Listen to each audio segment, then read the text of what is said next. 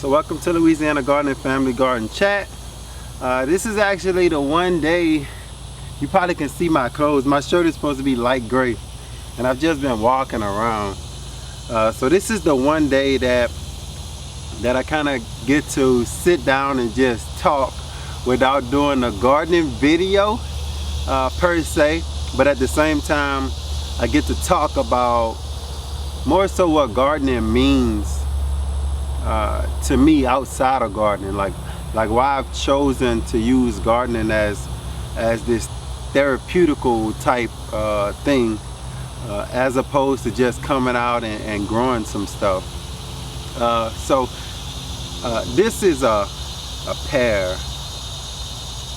Now I'll let you look at it. It's real crazy looking, right? Just a regular pear. But what makes this pear so special is that I don't know anything about it besides the fact that it was here when we actually bought the property. I actually saw this pear tree about 2 years or so. I think about 2 years or so before we even bought this property. We got some pears off of this tree. My neighbor actually used to, well, he knows my older brother, and he was able to ask the guy or make sure it was okay for us to get some of these pears then, way before we bought this property. If you see that tree, these are actually 2 pear trees.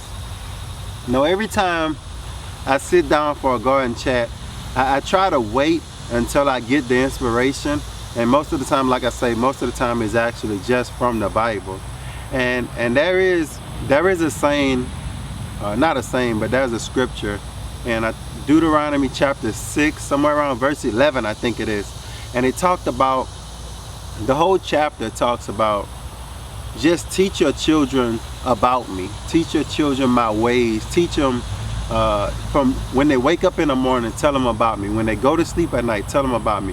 When you're walking with them down the street, talk to them about me. And then it said, and I'll give you houses basically that you didn't build. I'll give you wells that you didn't dig. I'll give you vineyards that you didn't plant. I'll give you trees and olive trees that you didn't plant. And every time, just every time that I think about that scripture, and I'm out here, and every year this tree starts to put on fruit, I think about that. And so it makes me think to ask you all, just look around your property, and probably in the comments we can talk about it. Tell me what's one thing on your property that you had nothing to do with. So a lot of these things I've actually brought here. The raised beds I've bought here. A lot of the citrus trees and things I bought here. But those 2 pear trees were here when I got here. I have a mulberry tree that was here when I got here. It's still small. I had an orange and a lemon tree that died in that freak snowstorm we had what, about 2 years ago, that we never have here. So I lost them. But the pear trees, because they were dormant, they hung around, of course. So I just think about that.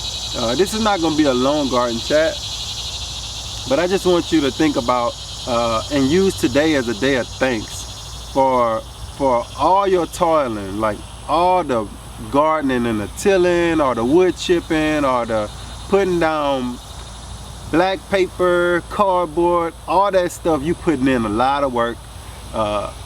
It's hot out. If it's not hot out, it's cold, as I don't know what. So it's always about that sweet spot. And throughout all of that, is there just one tree in your yard that you didn't have to toil over? Is there just one plant that comes up year after year that you never had to actually sow? If so, tell us about it. Tell us about your experience, and hopefully somebody else can find inspiration in it. And one thing, as I close, I'm sounding like a preacher, huh? One thing, as I end this video,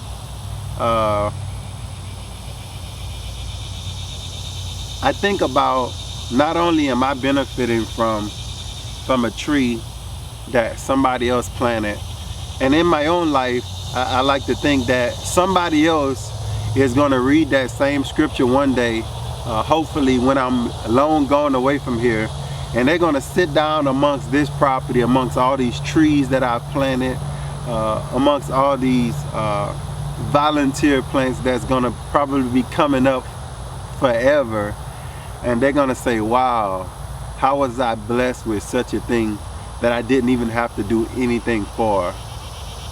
And I think that's God. I don't know. So until next time, that's it for this garden chat, and as always, you know it, peace.